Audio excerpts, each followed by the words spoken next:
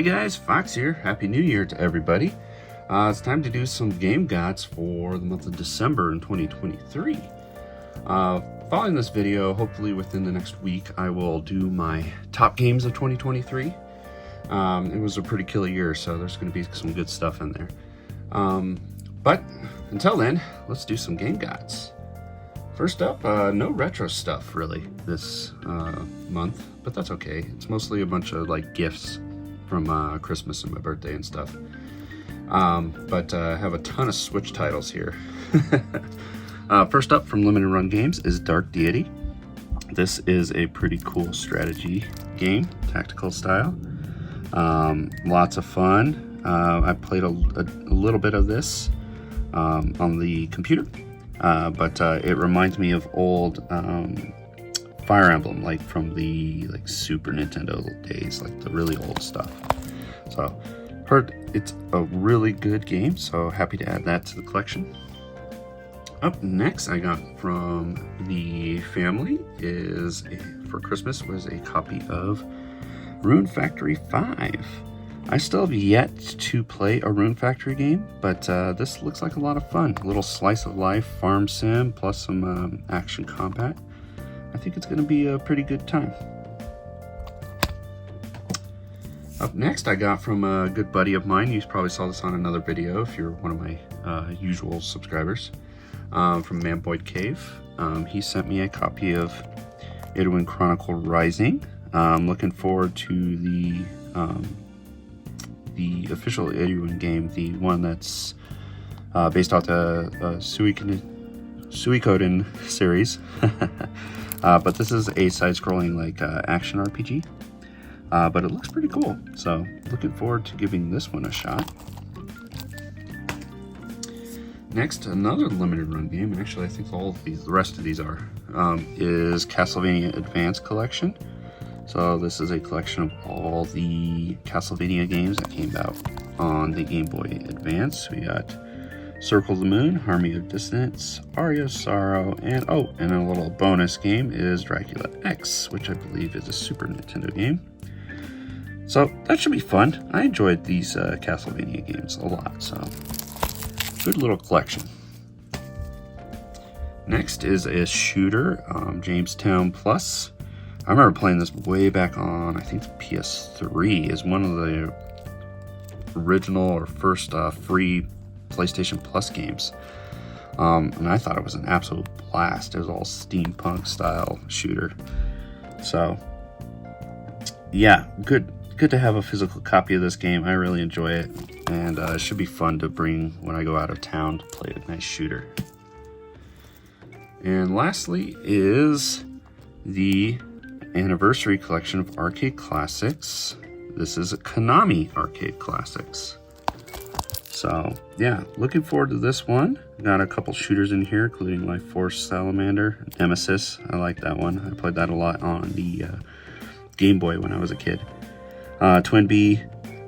This is just a good collection of Konami games, so I thought this would be a good one to add, and I really dig this this cover art. Got a couple pieces of hardware.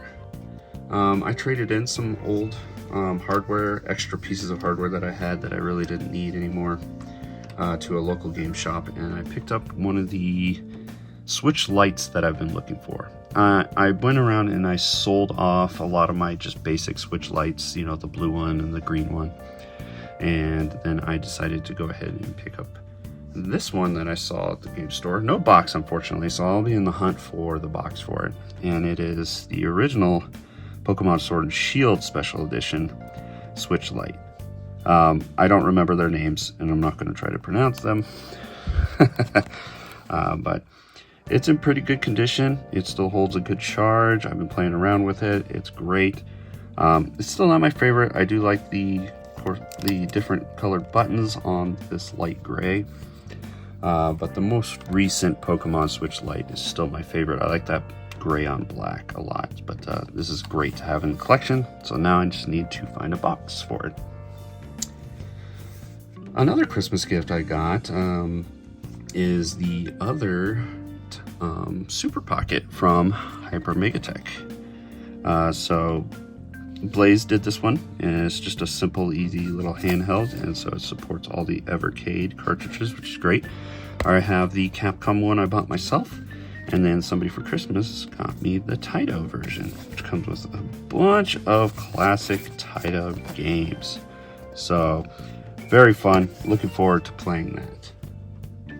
Alright, got a few non-games, but gaming-related items. Also for Christmas, somebody picked me up the latest issue, or book 11 for the Persona 5 manga. It has Kasumi on it. And then also I picked up, this was a pre-order, finally got Ryuji. This was a re-release of an Nidoroid. Very excited to have this because there are no Ryuji skull figures out there except for a Figma and this. And what's funny is Manboy Cave did a really funny short about them doing Ryuji dirty because he's the only character that does not have a scale figure. How is that possible? I mean, some of the side characters are getting full-size figures, but no Ryuji? That's messed up. Ryuji's one of my favorites too. I don't know, whatever. It is what it is. I already took him out of the box, posed him the way I wanted to. So here he is. I put the skull mask on, had him hold the pipe, had him throw up the horns in the other hand. So pretty cool. I'm very happy to have him. He'll just go up on the shelf with the scale figures. It's like my on too, because I don't have an on scale figure because the one they did do was just too big. I mean, with the whip and stuff, it would have taken up too much space, and it probably might not have fit in one of my shelves, display shelves, so oh well. And lastly is a large item. My wife picked this up for me. She found it. I'm not sure where she found it, but I think it's freaking awesome. Get some glare there, but I'll pick up the camera here. So it says welcome to Shibuya, and it's Ren right there, and Morgana, but it flips over through the water to show the metaverse, and it switches to Joker upside down, and then Morgana changes to his humanoid cat pose. This is pretty damn awesome. I'm really liking this poster. I can't wait to put it up on the wall. I need to find a great spot for it though, because this is a great piece. Alright guys, those are the game gods for December 2023. Thanks for watching.